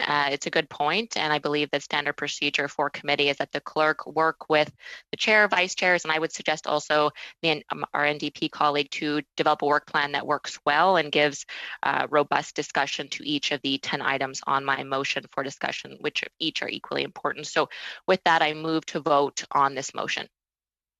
Thank you, Ms. Dancho. We cannot move, I have a speaking list. People would like to speak, so we cannot move on. Then, Madam Chair, if that's the case, I move to extend the time. We are running out of time. We've lost 10 minutes to technicalities and 13 minutes to suspension.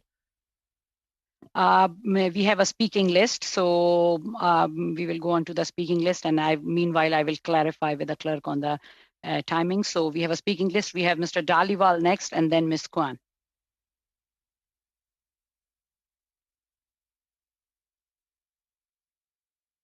Mr. Dhaliwal, you are on the mute, please. Mr. Dhaliwal, you are on the mute. Now it's okay. I'm unmuted, Madam Chair, thank you. Madam Chair, as MP Dancho was saying that we should extend the meeting. Madam Chair, we all are busy with other things, and I personally have another committee meeting to go to and have set up meetings. So I would not be able to support going beyond 10 o'clock. We have Ms. Kwan on the list. Ms. Kwan, please. Thank you very much. I'll be very brief. I would support the motion, and then for the length of the motion in terms of how many meetings and the order in which the subcomponents within the motion be determined at subcommittee. We have Ms. Martinez Farada next on the list.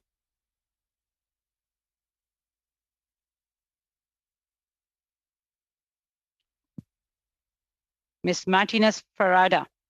Oh, sorry. Merci, Madame Présidente.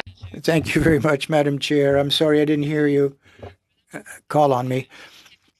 Just a point of clarification I'd like, if I could. Well, I'm a new member on the committee, and I sent my motions to the general email for the committee. I did that well before my colleague asked for the vote. I think that my privileges as a member have been breached because the members of the committee did not receive that email. I sent it 45, 50 minutes before Ms. Dancho sent hers. So that's one comment.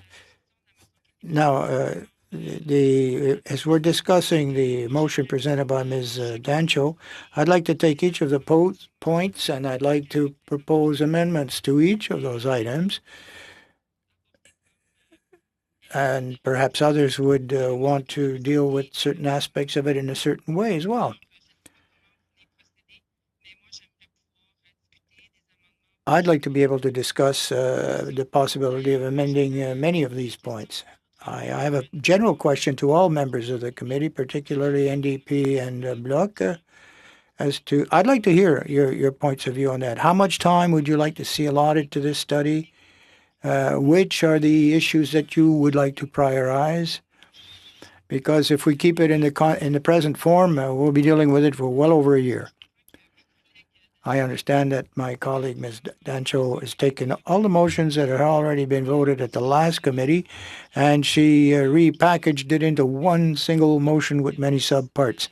But I don't think that's it's going to be particularly useful or efficient.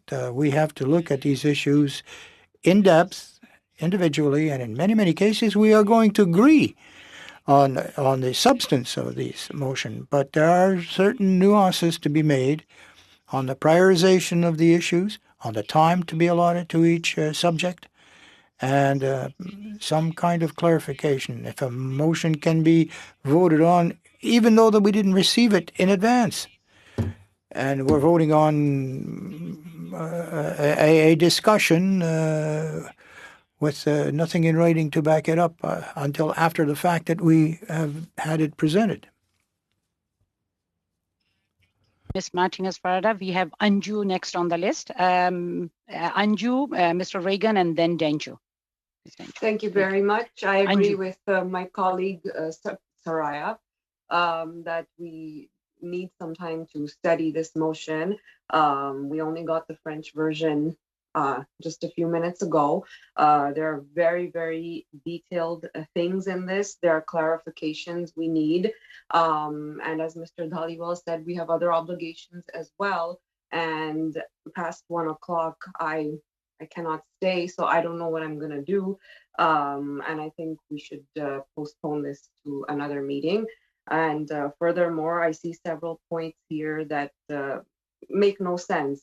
For example, I don't know, should I get into that or not? Point 7, that doesn't fall under the CIMM at all.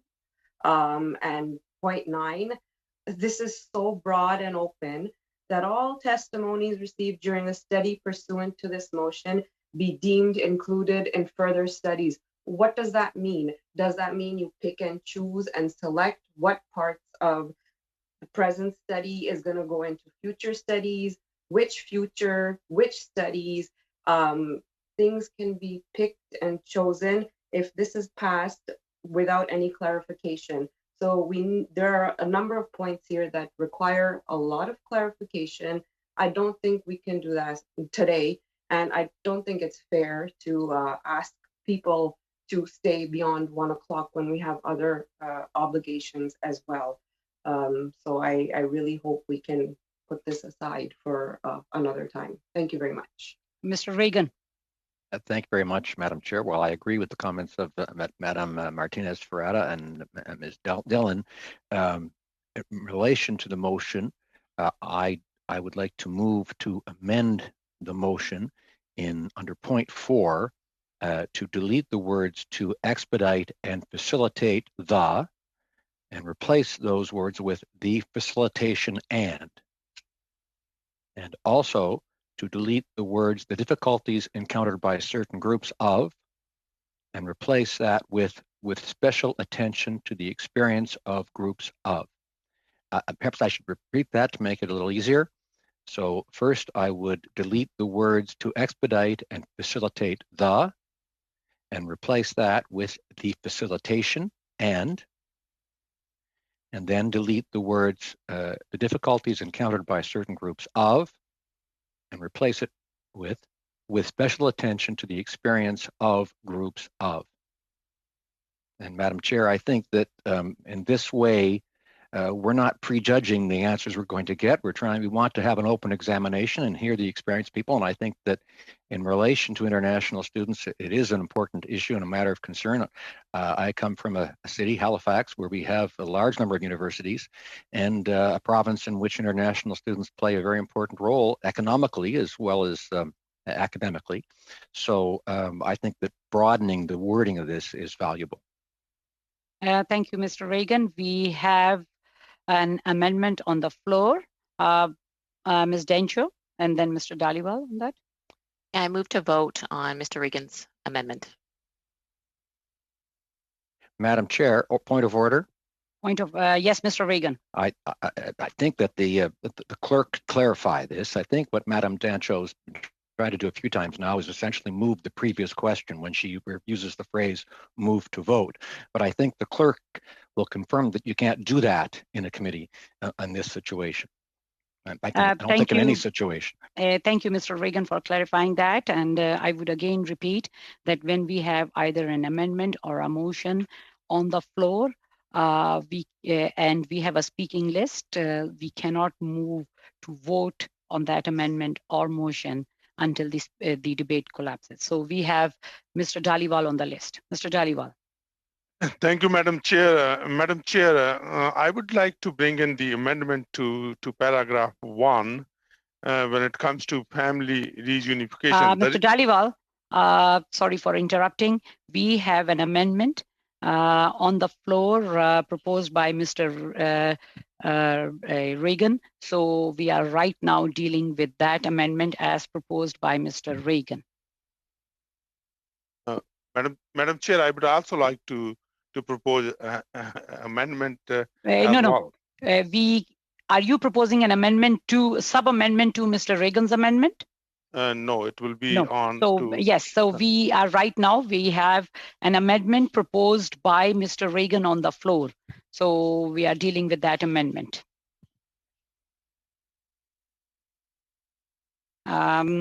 So can we please, seeing no one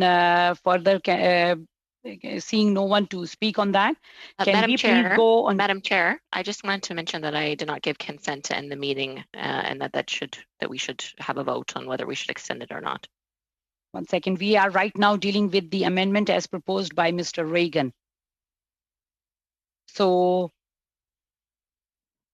we will go to vote for the amendment proposed by Mr. Reagan.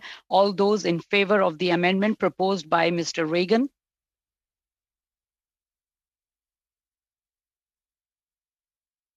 All those against? The amendment proposed by Mr. Reagan is adopted. Mr. Dhaliwal. Thank you, Madam Chair. Can I propose an amendment as well to paragraph 1? When it comes to family reunification, it's very important, the area I come from. And I want to give, bit of a background information as well, before I move the motion, what we have done when it came to family reunification. We all know that, we have moved quickly to introduce a process to reunite many families last June, but many families, are still navigating through the immigration system. It will be. Madam Chair, point of order. Point of order. The Liberals are trying to run down the clock, and we have not given to consent to adjourn the meeting at 1 o'clock. So I suggest we extend the meeting. I believe it's a majority vote for that. Thank you, Ms. Dancho. We have Mr. Dhaliwal speaking. Madam Chair, I move that we vote to extend the meeting. Just 1 second. Madam Chair, I have the floor. Mr. Dhaliwal, just 1 second.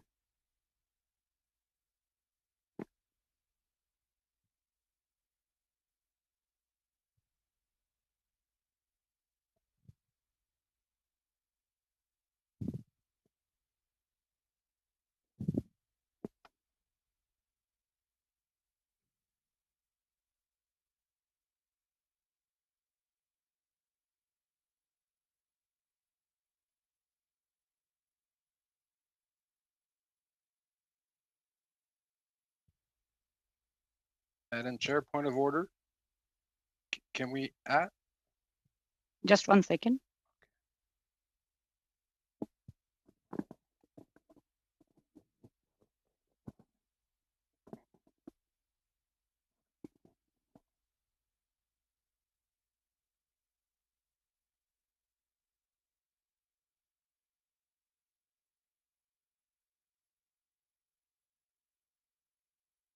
Can we please ask the clerk to clarify in regards to this question that whether we have to extend the time or we?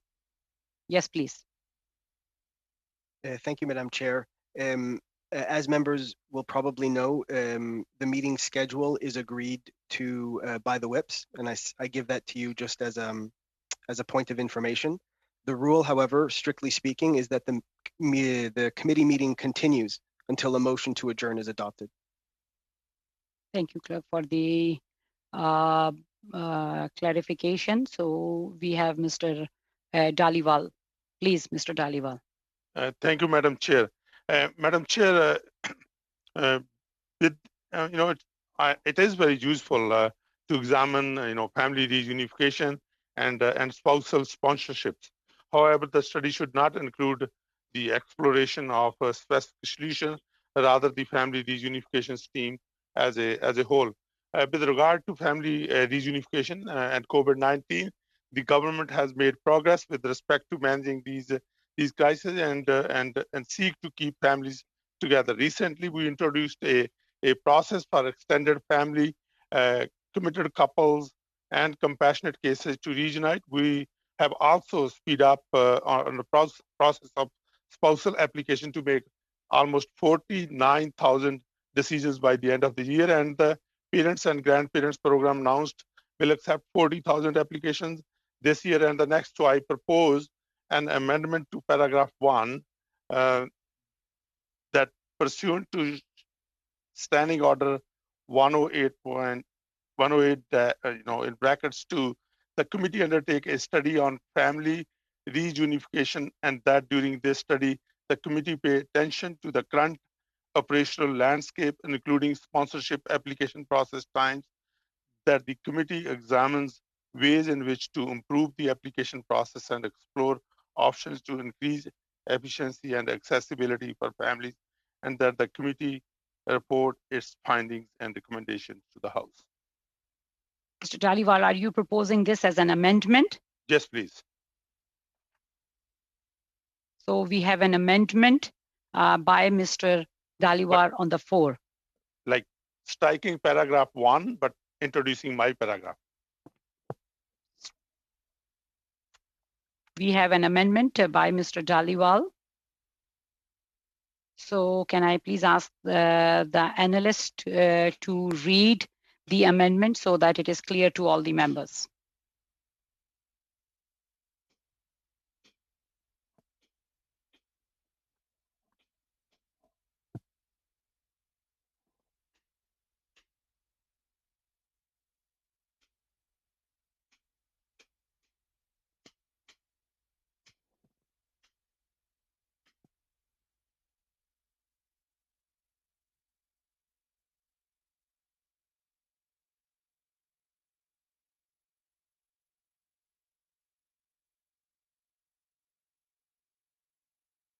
Madam Chair, if I may make a comment to the amendment. Just so analysts don't have the amendment right now, so we have the amendment on the floor, so we will go on to that. We have a speaking list, so we will go by the speaking list, Ms. Tencho. We have Ms. Kwan on the list. Thank you very much, Madam Chair. I do not support this amendment. I think the motion, the original motion, is very specific about what work needs to be done, and particularly related to the impact on family reunification and for spousal sponsorship, the impact of Section 197B. And so I think we need to actually have a very focused component to this motion. So I do not support the amendment as proposed. We have Mr. Surrey on the list. Mr. Surrey. Thank you, Madam Chair. I just wanted to, sorry if I missed, because I'd like to propose an amendment or ask clarification from the clerk on point number 7. It was raised earlier about the temporary foreign worker recruitment program and the LMIA that is out of scope for this committee. Mr. Surrey, we have an amendment Okay. on the floor right now. So we can debate on that amendment which has been proposed by Mr. Dhaliwal. We have Ms. Martinez Farada on the list. Ms. Martinez Farada. Oui, merci. Thank you, Madam Chair. I had questions regarding the validity here. Madam Anjou spoke about it earlier, about point 7 in the motion. Have we received clarification with regard to point 7 as to whether or not it is part of our role at CIMM? We're talking about NMIAs and temporary foreign workers program. This is related to employment and not to immigration. I wonder if we should not change point 7. Ms. Martinez Farada, sorry for interrupting. We have an amendment which has been proposed by Mr. Dhaliwal on the floor.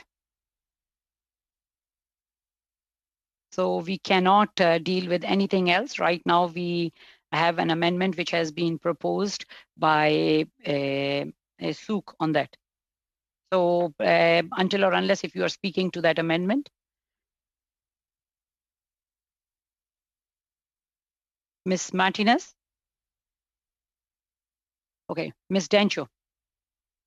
Thank you, Madam Chair. I think that the member's amendment, although has validity, I think it's actually encompassed in the motion already. And I agree completely with MP Jenny Kwan's comments. We have to focus on family reunification.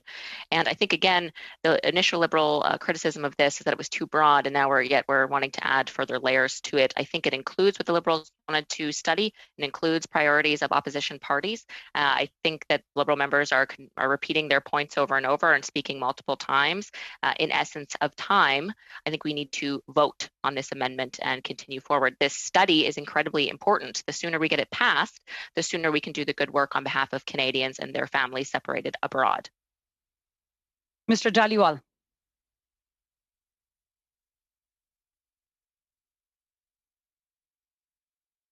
Mr. Dhaliwal, did you raise your hand to speak? No, sorry, I already spoke. Thank you.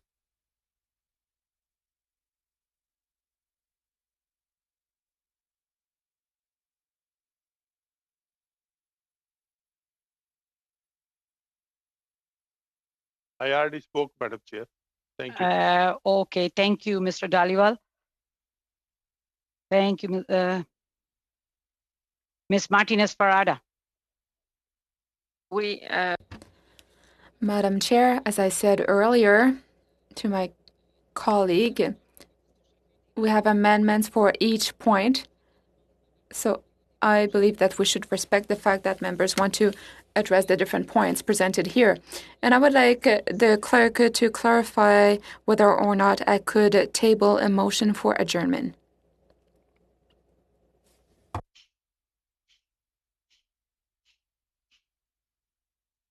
Si je peux prendre la parole. Can I speak, Madam Chair? Clarifier, est-ce que Just to clarify, is this a motion to adjourn the debate or the meeting?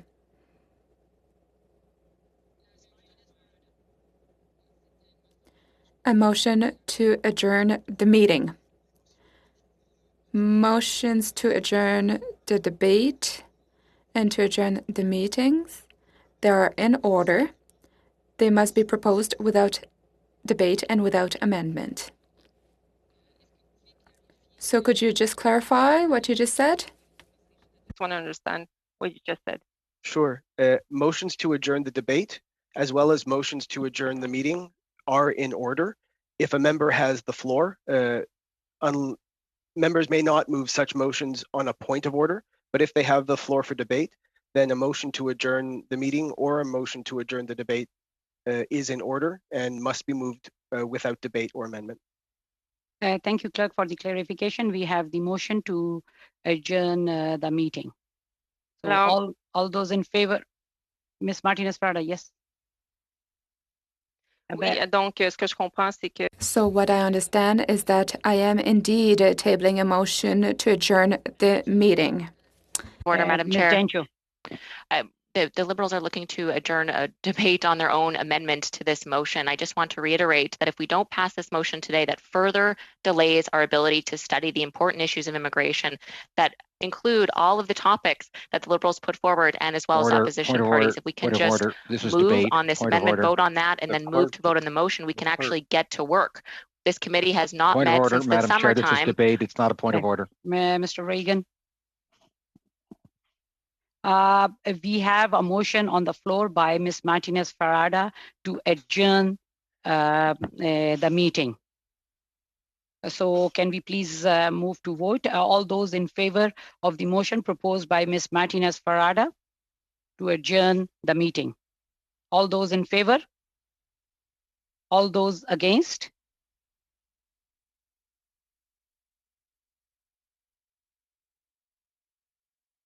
We need to move to the recorded vote. So, Clerk, can you please do the recorded vote?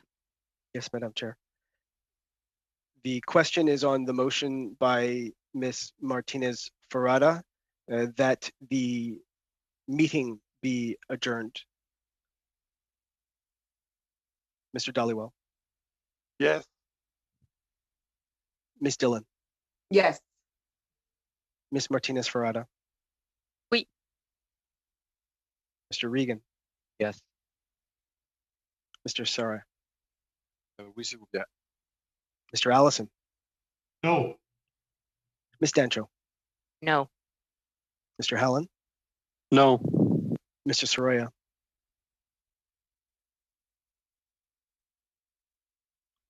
Mr. Soroya. Bob. If you could please turn on your camera. No. I'm afraid we can't see you. No. No. Mr. Soroya's vote is received. Nay.